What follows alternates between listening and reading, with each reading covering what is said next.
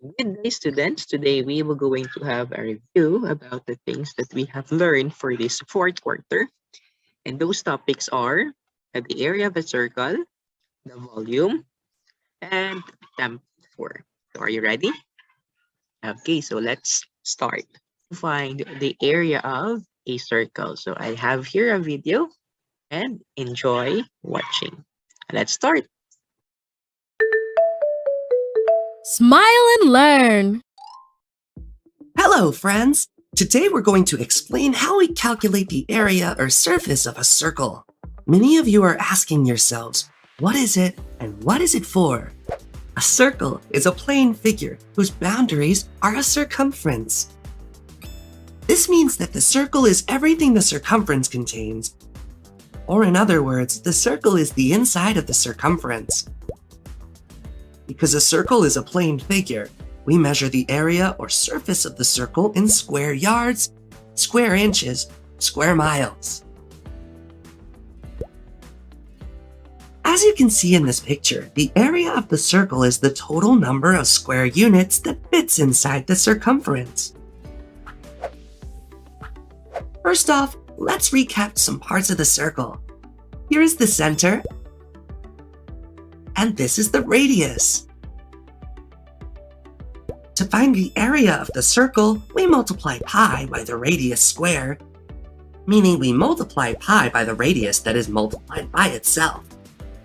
Also remember that for every circumference in the world, number pi is represented by the Greek letter pi, and it's an infinite number.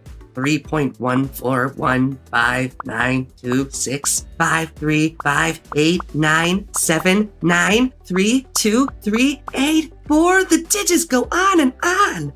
In everyday life, this number is shortened to 3.14 to express it in a simple way. Let's practice. The radius of this circle is 6 inches. To find the area of the circle, we should multiply pi by the radius square. In other words, multiply it by itself. Then we should multiply the result by pi. This means that 6 squared equals 36. And if we multiply 36 by 3.14, we would get 113.04. That's it! The area of the circle equals 113.04 square inches. This means that 113.04 squares can fit in this circle, each measuring 1 square inch. It's very important to know how to measure the area of the circle. Let's look at an example. Anna wants to buy some fabric to make a new tablecloth. The table is round and its radius measures 50 inches. How much fabric will she need for the table? To find out, we should calculate the area of this round table. Remember that we should square the radius.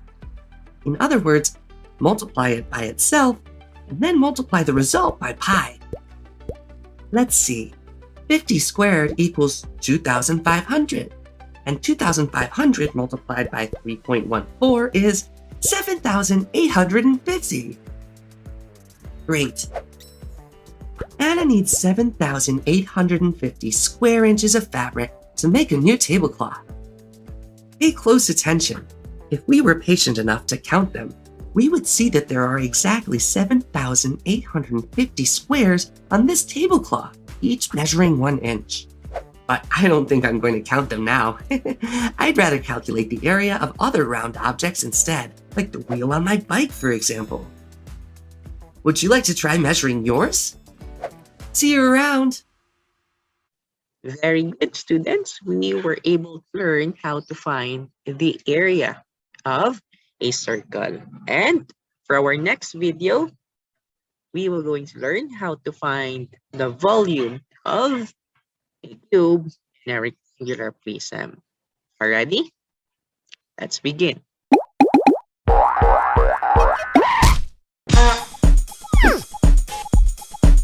Hi, I'm Rob. Welcome to Math Antics. In this lesson, we're going to learn about another important geometry quantity called volume. Specifically, we're going to learn what volume is and what kind of units we use to measure volume and how we can calculate the volumes of a few simple geometric shapes. The first thing you need to know is that volume is a quantity that all three-dimensional objects have. But to understand what it means, it will help if we back up just a little and start out with a one-dimensional object, like this line segment. To measure a one-dimensional object, we need a one-dimensional quantity, which we usually call length. The length of this line happens to be exactly 1 centimeter, which is a common unit for measuring length. And in the Mathantics video about area, we saw that if we move or extend this one-dimensional line in a direction perpendicular to it by a distance of 1 centimeter, it forms a two-dimensional object called a square. Two-dimensional objects are measured by the two-dimensional quantity that we call area. Because the original line was 1 centimeter long, and we extended it a distance of 1 centimeter, the amount of area that this square occupies is 1 square centimeter, which is a common unit for measuring area. Okay, now imagine that we take that two-dimensional square and move or extend it in a direction perpendicular to its surface by a distance of 1 centimeter. It forms a three-dimensional object that's called a cube. And to measure a three-dimensional object like this, we use a three-dimensional quantity called volume. Volume tells us how much three-dimensional space, or 3D space, an object occupies. Alright, but how much volume does this cube have? Well, since it was made by extending 1 square centimeter, a distance of 1 centimeter in the third dimension, we say that its volume is exactly 1 cubic centimeter, which is a common unit for measuring volume. So square units are used to measure area, and cubic units are used to measure volume. Since square units are made by multiplying two one-dimensional units together, like centimeter times centimeter, we can abbreviate them using the exponent notation, centimeters to the second power, or centimeters squared. And since cubic units are made by multiplying three one-dimensional units together, like centimeter times centimeter times centimeter, we can abbreviate them using exponent notation, centimeters to the third power, or centimeters cubed. And just like there were different sizes of square units, like square inches, square meters, or square miles, there's also different sized cubic units, like cubic inches, cubic meters, or cubic miles. See how area and square units are related to volume and cubic units? And there's another similarity too. Do you remember how you can use square units to measure the area of any 2D shape, not just squares? Well, you can use cubic units to measure the volume of any 3D shape, not just cubes. Okay, back to calculating volumes. A lot of 3D shapes can be formed by taking a 2D shape and then extending it along the third dimension. For example, if you start with a rectangle and then extend it along the third dimension, you get a 3D shape called a rectangular prism. If you start with a triangle and then extend it along the third dimension, you get a 3D shape called a triangular prism. And if you start with a circle and extend it along the third dimension, you get a 3D shape called a cylinder. From the others, you might have thought that it should be called a circular prism. But technically, prisms are shapes that are formed by extending a polygon. And since a circle is not a polygon, the resulting shape is not called a prism. Okay, so the good news is that there's a general formula for calculating the volume of these types of 3D shapes. All you have to do is find the area of the original 2D shape that got extended and then multiply that by the length or distance that it was extended. Usually, that original shape is called the base of the object. So, let's start with this rectangular prism and calculate its volume. The base is the original rectangle, and its dimensions are 4 centimeters by 3 centimeters. So to find the area of that base, we need to remember how to calculate the area of a rectangle. To do that, we just multiply the two side dimensions together. 4 centimeters times 3 centimeters gives us 12 centimeters squared as the area. Now, to find the volume, we just need to multiply that area by the length that the base was extended. Our diagram tells us that distance is 10 centimeters. So if we multiply 12 centimeters squared by 10 centimeters, we get 120 centimeters cubed. So this rectangular prism has a volume of 120 cubic centimeters. All right, so now you know a lot about volume. You know that it's a three-dimensional quantity of geometric objects, and you know that we measure volume with cubic units. You also learned how to calculate the volume of some basic 3D shapes. Of course, there's a lot of other 3D shapes that we didn't have time to cover in this video, but now you know about some of the most common ones. The key is to put what you've learned into practice by trying some exercise problems on your own. As always, thanks for watching Mathantics, and I'll see you next time. Learn more at mathantics.com. All right, so we're done discussing how to find the volume of a cube and a rectangular prism. And Please remember the formula. In finding the volume of the cube, all we have to do is volume is equal to S, or side, raised to the power of 3, or side cube. And to find the volume of a rectangular prism, all we have to do is to multiply the length, the width, and the height. So please remember those two formulas. This time, let's proceed in our last discussion for today, and that is how to convert Celsius to Fahrenheit or Fahrenheit to Celsius.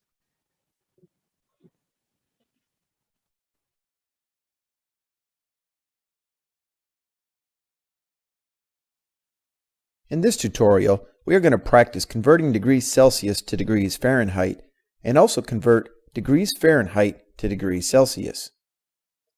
The first thing we are going to do is practice converting Celsius to Fahrenheit. In this example, we have 50 degrees Celsius and we want to convert that to degrees Fahrenheit. We must use the equation Fahrenheit is equal to 9/5 of degrees Celsius plus 32 degrees. First, we are going to substitute the variable C, which stands for degrees Celsius, for 50 degrees, because 50 degrees is given, and that is in degrees Celsius.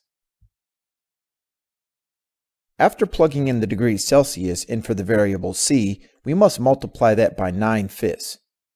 When converting from Celsius to Fahrenheit, multiplying the temperature by 9/5 is always going to be your first step. The 50 and the 5 can be canceled to be 10 over 1, and that gives us 9 times 10, which is equal to 90. So the last thing we do is simply add 90 to 32 degrees, which gives us a total of 122 degrees. So we would say that 50 degrees Celsius is equivalent to 122 degrees Fahrenheit. Now let's see what we do when we are given degrees Fahrenheit and we have to convert that into Celsius. When given Fahrenheit and we want to convert to Celsius, we use the equation C is equal to 5/9 multiplied by the difference of the degrees in Fahrenheit and 32 degrees. First, you take the degrees given in Fahrenheit and plug it into the variable F, which stands for Fahrenheit. When converting from Fahrenheit to Celsius, our step is always going to be to subtract the degrees given in Fahrenheit and 32 degrees. The difference in 95 and 32 is 63. Now we have to multiply 63 by 5/9. We can cancel out the 63 and the 9 because both numbers share a common factor of 9. 63 can be divided by 9 7 times, so we're going to replace 63 with the number 7, and 9 of course can be divided by itself 1 time. So for the numerator we have 5 times 7, which is 35. And for our denominator, we have 1 times 1, which is 1, and anything divided by 1 is itself, so 5/9 times 63 is 35. So when converting 95 degrees Fahrenheit to degrees Celsius, we come up with a temperature of 35 degrees Celsius. So remember, when converting from Celsius to Fahrenheit, you have to start off by multiplying the given temperature in Celsius by 9/5. And after multiplying that temperature by 9/5, you take the resulting product and you add it with 32. And when converting from Fahrenheit to degrees Celsius, remember to start by subtracting the temperature given in Fahrenheit with 32. And then take the resulting difference and multiply that by 5/9.